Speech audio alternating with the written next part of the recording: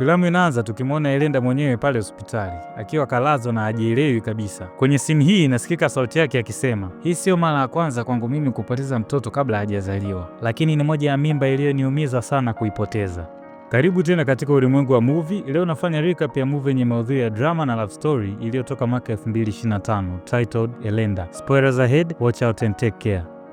Basi ili kuelewa stori ya Elenda tunaanza moja kwa moja mpaka mwanzo wa filamu tunapomuona akiamka asubuhi ili ajiandae kwa ajili ya kwenda kazini. Upande wa pale kitandani pia tunamuona mume wake kwa jina la Chike akiwa bado amelala. Basi baada ya masaa kadhaa Mwamba anaonekana akiwa tayari kwenda kazini. Kwenye harakati za kujiweka fresh na nini, tunamuona akitafuta saa yake ya mkononi. Na tunaelewa bwana, mabosi na saa za mikononi ni muhimu sana. Yote hiyo ili kuleta flex kidogo. Mwamba akiwa na search kabati kutafuta saa yake, anashangaa kuona barua ndani ya draw. Hivyo chapa anaichukua ili aisome. Anavyoisoma ile barua anagundua kuwa mke wake amepanga kuonana na daktari kwa ajili ya kutunga mimba mpya. Na kama tulivyomsikia hapo mwanzo wa filamu, Elenda hajawahi kufanikiwa kupata mtoto kabisa, kwani kila akishika mimba zinaishia kuharibika tu. Upande wa sebleni tunamwona Elenda akiwa tayari huku akimsubiri Chike ili waondoke. Na sio muda Mwamba anafika pale sebleni, sema kabla hawajasepa tu anamuuliza kuhusu barua aliyoisoma kipande cha chumbani. Elenda, mbona ukuniambia unaenda kumuona daktari? Kivipi? Kama hii barua inavyosema, ni kwa ajili ya kutunga mimba mpya tu. Unavyosema hivyo unamaanisha umesahau ushauri wa mwisho tuliopewa na daktari? Baby, ni kwa sababu yule daktari hajui jinsi ninavyohangaika kutafuta mtoto, so nimeamua nitafute daktari mwingine tu. Pia nilifanya hayo maamuzi kwani miaka yangu inazidi kusogea mbele na nafasi ya kupata mtoto inazidi kuwa ndogo kila siku. Kwa hiyo umefanya hayo maamuzi bila kunishirikisha kabisa. Lakini baby, ni mwili wangu, na ukizingatia ni mimi ndio napitia hiyo shida. Sawa, na mimi ndio nagaramikia kila kitu kinachofanyika. Na nikikumbuka vizuri, mara ya mwisho tumeonana na daktari alikushauri upate muda wa kupumzika kabla hujatunga mimba nyingine, kwani mwili wako umefikia stage mbaya sana kutokana na majaribio mengi uliyoyafanya. Au unahisi kwamba mimi sihitaji watoto? Sio hivyo baby, naogopa kukosa mtoto, na ukiangalia na umri wangu wenyewe unaenda. Naelewa, lakini huwezi kuharakisha mambo kiasi hicho. Au umesahau kuwa mara ya mwisho ilibaki kidogo tu upoteze maisha yako? Chike, mimi ndio naibika mtaani, sio wewe. Wewe unaweza ukaenda mtaani ukachukua mwanamke yeyote na ukampa mimba. Kusikia vile Mwamba alimaindi sana, hivyo haraka akaondoka pale na hasira. Yaani bidada anabaki na majuto tu huku nyuma. Naam, jioni ya siku hiyo tunamwona Elenda akiongea na daktari wake mpya kwenye simu kwa ajili ya kutunga mimba nyingine. Katika maongezi, daktari anamshauri apate angalau mwaka mmoja wa kupumzika, hiyo ikiwa ni baada ya kumpima na kuona kuwa mwili wake umefikia steji ya mwisho kutokana na majaribio mengi ya kutunga mimba za sindano. Basi siku iliyofuata ile mida ya mchana tunamwona Elenda akijumuika na familia yake. Na pale tunaona wadogo zake Angel na Dozi. Ni shangwe kinoma kwa wanafamilia yao kujumuika pamoja tena, huku akiwa anapiga mastori hapa na pale. Baada ya hapo tunaona wakipata chakula cha pamoja. Basi usiku wa siku hiyo tunamwona Angel akiongea na mpenzi wake kwenye simu, huku akimwambia kuwa kapata mimba yake. Angel ni kulalamika tu, kwani ushakuwa msala huo. Ola, tunafanyaje kuhusu hii mimba sasa? Sijui Angel, lakini hatupo tayari kulea mtoto kwa sasa hivi na unalijua hilo. Kwa hiyo unamaanisha uitaki hii mimba, si ndio? Angel, hatuna option nyingine, na wewe sio mtoto, najua unaelewa tunatakiwa kufanya nini hapo. Unaona sasa ulichokisababisha Ola. Sema kama ungejiongeza na kutumia kinga, haya yote yasingetokea. Hata wewe sio mtoto. Akiwa kwenye maongezi, sister mtu anamsikia na kuingia chumbani kwake. Angel, unaongea na nani? Hata hamna. Angel, una mimba eh? Hamna, hapana. Niambie ukweli, una mimba? Haraka sana Angel anajiwahi kuomba msamaha. Dada, nisamehe, ni makosa tu. Sikujua. Ukujua? Ni makosa, si ndio? Makosa, eh? Kwa hiyo kukokotana na mwanaume mpaka kitandani na mnavua nguo ni makosa, si ndio? Tena ukiwa na akili zako timamu kabisa. Kwa hiyo baada ya hizo starehe ukujua nini kitatokea, si ndio? Angel mdomo mzito kulikweli. Kwanza baba wa mtoto ni nani? Angel kigugumizi kama chote. Hebu usinipoteze muda. Ongea huko. Ni rafiki yangu tu. Rafiki yupi huyo? Tulikutana miezi michache nyuma. Kwa hiyo rafiki uliyekutana naye miezi michache nyuma ndio rafiki unayefanya naye mapenzi bila kinga, si ndio? Yaani gumzo ilikuwa gumzo pale. Angel aliomba sana msamaha kwa dada yake, lakini dada mtu hakutaka kumuelewa kabisa. Sasa mle chumbani ilikuwa ni kelele tu kutokana na Elenda kufoka sana. Hivyo haraka sana Dozi akaingilia kati kujua kinachoendelea. Dada, kuna nini humu? Mbona mnapiga kelele hivyo? Ongea na mdogo wako hapo mama Kijacho. Kazi ni kukitembeza tu pekupeku, na hayo ndio matokeo yake, umeyaona eh? Sister mtu alizidi kupiga kelele mpaka Chike naye akaingilia kati kutuliza ule msala. Kwani mle ndani ilikuwa ni mtafutano kinoma. Basi Chike anamtuliza mke wake na wanaondoka eneo la tukio, wakimwacha Dozi na dada yake. Wanavyobaki wawili mle ndani, Dozi anajaribu kuongea na mdogo wake ili kumshauri aongee vizuri na baba wa mtoto kuhusu hilo swala. Kaka mtu anamshauri mdogo wake akaongea na baba wa mtoto ili wajue wanafanyaje. Basi siku iliyofuata tunamwona Angel akienda kuongea na Ola ambaye ndio baba wa mtoto. Wakiwa katika maongezi, Ola anakubali kuchukua majukumu ya kumlea mtoto wao. Hivyo Angel anamuuliza, Ola, kwa hiyo ni sawa nikija kuishi kwako? Ona Angel, nilikwambia ninapokaa mimi Skype peke yangu kabisa na chumba ni kidogo sana. Lakini si umesema utabeba majukumu? Ndiyo, lakini majukumu ya gharama za hapa na pale tu. Ona, sasa hivi nipo nafanya kazi na mtu, hanilipi sana lakini inatosha kusogeza mambo kadhaa. Lakini Ola, inatakiwa utafute kazi nzuri. Unamaanisha nini Angel? Ola, umesema mwenyewe kazi unayoifanya haikulipi sana. Kama ni kweli unachokisema, basi tutashindwa kumhudumia huyu mtoto kabisa. Sawa, nitatafuta kazi nzuri zaidi, usiwaze kuhusu hilo kabisa. Naomba uvumilivu kidogo tu. Basi Ola na Angel wanakubaliana kufanya jambo haraka ili kuweka mambo sawa kati yao. Basi siku iliyofuata tunamwona dada mtu akimpelekea Angel breakfast. Mambo ya breakfast on bed haya. Wakiwa pale, Elenda anamwomba radhi mdogo wake kwa kumfukia siku iliyopita baada ya kugundua kuwa amepata mimba. Katika maongezi hayo, hapo ndio dada mtu anamwambia Angel kitu ambacho hakutegemea kabisa. Angel, najua hii mimba haikupangwa, si ndio? Ndiyo dada. Najua pia haupo tayari kuwa mama, na usiku kucha kutoka jana nimeshindwa kulala kabisa, huku nikiwaza namna gani nitakusaidia na hili jambo. Na hatimaye nilipata njia moja. Nilivyopanga kukusaidia na hili jambo itakuwa hivi: utaanza kumzaa huyu mtoto, sawa? Lakini atakapozaliwa tu atakuwa mtoto wangu. Kusikia vile, sura ya Angel ilibadilika kabisa na kuwa chungu. Lakini dada, mbona sikuelewi? Si unajua mtoto ana babake, lakini siwezi nikamtoa tu. Nitamwambia nini babake? Utamwambia ulipata mimba changa na ukampoteza mtoto, na hakuna mtu atakayejua kuhusu hili swala. Yaani dada mtu anapanga mikakati kwelikweli. Elenda yupo tayari kufanya chochote ili kumpata mtoto wa mdogo wake kama wake, hiyo ikiwa ni baada ya kujua hiyo ndio njia pekee ya kupata mtoto ndani ya nyumba yake. Lakini dada, hii ni damu yangu, siwezi kumfanyia hivyo kabisa. Lakini na mimi tumetoka damu moja Angel. Alafu kumbuka, hautakuwa unamtoa kwa mtu yoyote tu, utakuwa unamtoa kwa dada yako kipenzi ambaye atahakikisha anakula vizuri na mahitaji yote anayapata. Dada mtu anajua kupiga kwenye mshono ni balaa. Kwa kuwa Angel hakuwa na msingi wote kimaisha, na ukizingatia alikuwa ni mwanafunzi wa chuo, ndio kwanza damu changa, huku akiwa na ndoto shazi mbele yake za kutimiza. Hivyo hakuweza kuona njia tofauti kwa mtoto wake kukua katika malezi bora, tofauti na njia ya kumwasili mtoto huyo kama mtoto halali wa dada yake. Baada ya Elenda kujua mtoto atakuwa wake, ilikuwa ni shangwe balaa, yaani ilifurahi kinoma. Naam, usiku wa siku hiyo Elenda anaenda kuongea na mpenzi wake, huku akimshirikisha kuhusu swala la kuasili mtoto wa mdogo wake. Kwa upande wa Chike hakuonekana kufurahishwa wala kukubaliana na mawazo hayo, kwani aliona mbeleni inaweza kuleta shida, lakini Elenda alisisitiza kuwa itakuwa salama, kwani Angel amekubaliana na mawazo hayo. Mwamba aliwaza sana mkatalie, lakini hakutaka kumwona mke wake akiumia tena kama kipindi cha nyuma, hiyo ikiwa ni baada ya trauma nyingi za kupoteza watoto kabla ya kuwazaa.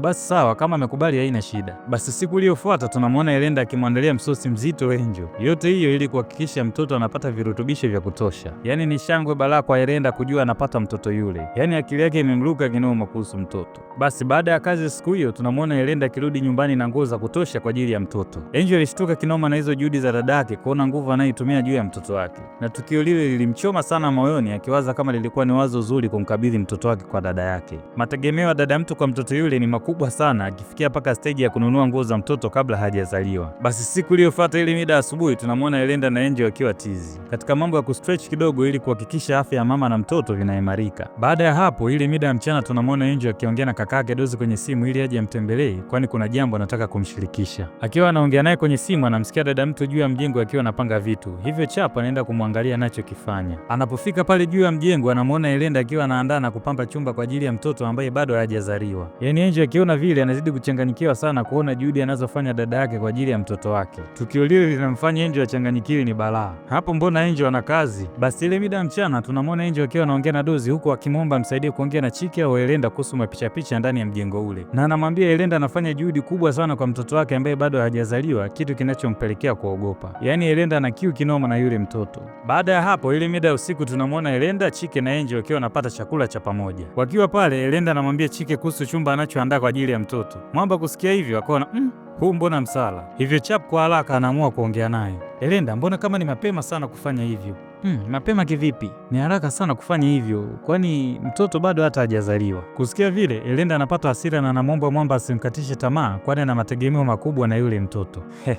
Uchungu wa mwana aujuae mama. Kwa upande wa Angel anapata stress kibao baada ya kuona dada mtu ameshindwa kuzungumzika kabisa, ni mwendo wa kuangaliana tu pale mezani. Baada ya chakula, Mwamba anaenda kuangalia kile chumba alichopanga mke wake kwa ajili ya mtoto, na anasikitika sana kuona juhudi anayoiweka Elenda juu ya mtoto ambaye sio wao kabisa, ikiwa ni baada ya kushindwa kupata mtoto yeye mwenyewe. Basi kinyonge sana Mwamba anakuwa mpole kwa kuwa hataki kumvunja moyo mke wake. Na ule usiku Elenda hapoyo wala aboi, kwani tunamuona akienda chumbani kwa Angel kukimbia kitoto ndani ya tumbo la mama yake, na anakimbia kile kitoto kuwa yeye ndio mama yake. Kwenye tukio Angel si ndio anaamka na kumuona, aisee, alishtuka huyo. Dada, unafanya nini? Najaribu kukimbia kitoto changu ili kizoee sauti yangu kabla hakijazaliwa. Dada, haya mambo unayofanya sio ya kawaida kabisa, unaniogopesha.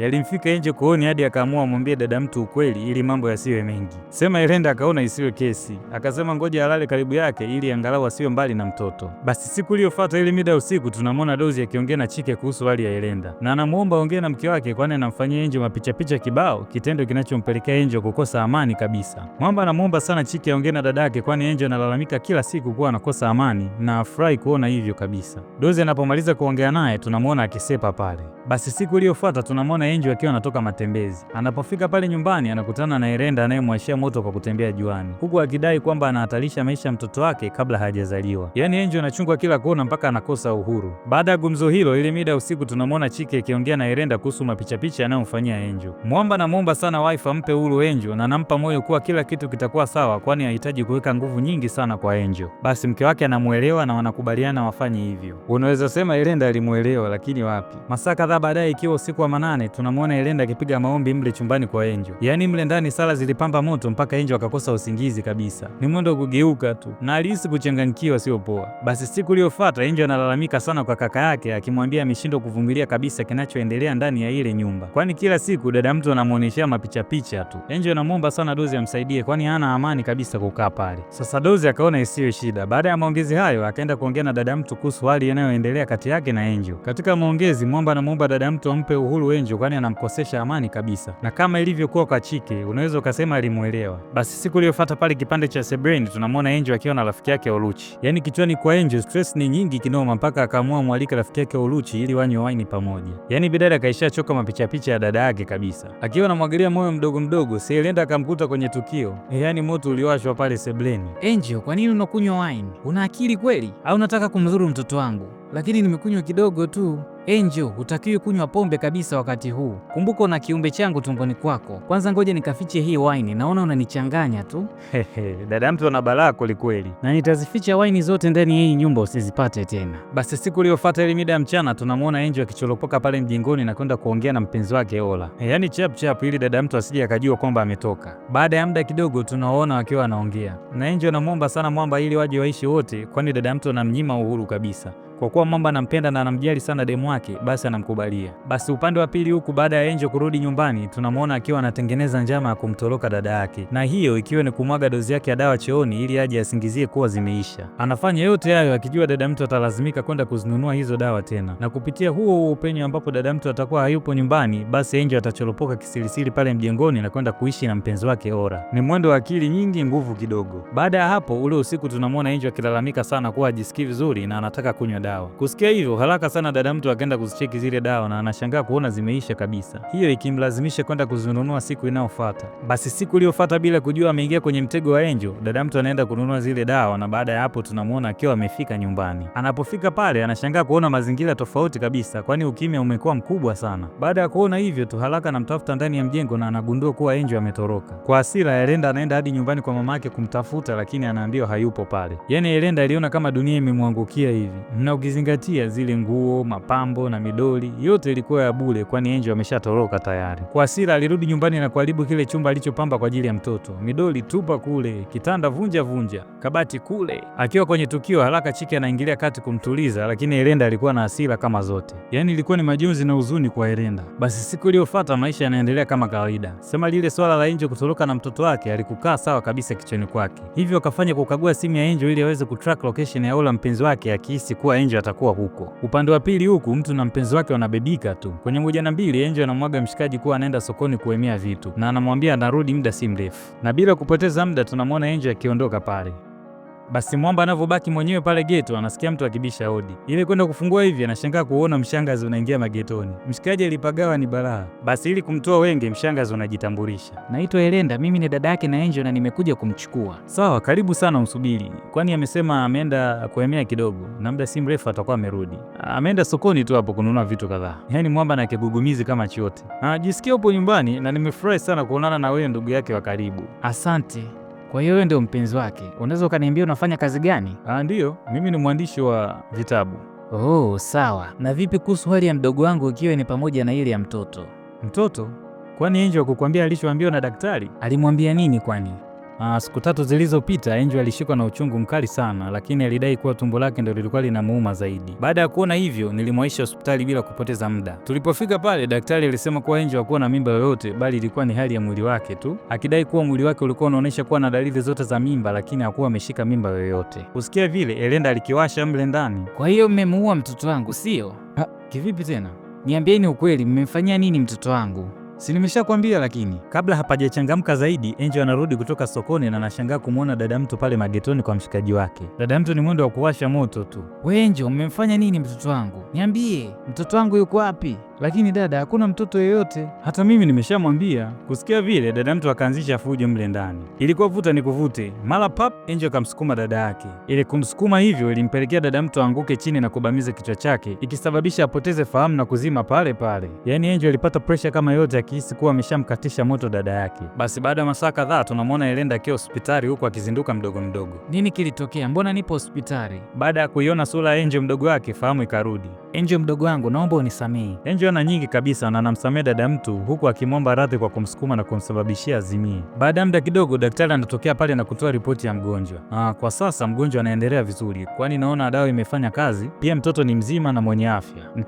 Mtoto gani huyo? Mtoto wetu mama mtu. Daktari amesema una mimba ya miezi 4. Kusikia vile macho yalimtoka hayo na moyoni shangwe kama zote. Ndiyo Mrs. Chike, huyu ni mtoto wenu na mume wako ameniambia mimba zako zote hazijawahi kufanikiwa kuvuka miezi 3, lakini sasa hivi umefanikiwa kuvuka na hali ya mtoto inazidi kuimarika kila siku, so naamini mtoto huyo atakuwa sawa kabisa. Basi ni shangwe kinoma kwa Elenda na Chike, ikiwa ni pamoja na familia. Na hapo ndio mwisho wa filamu hii kali kabisa. Shouts out for the support. Asante kwa kutazama story hii, na kama umeipenda usisahau kulike, kushare na kucomment. Pia kama ni mpya kwenye industry usisahau kusubscribe ili uweze kupata taarifa kile ninapopandisha video mpya. Hala, over and out mafamilia.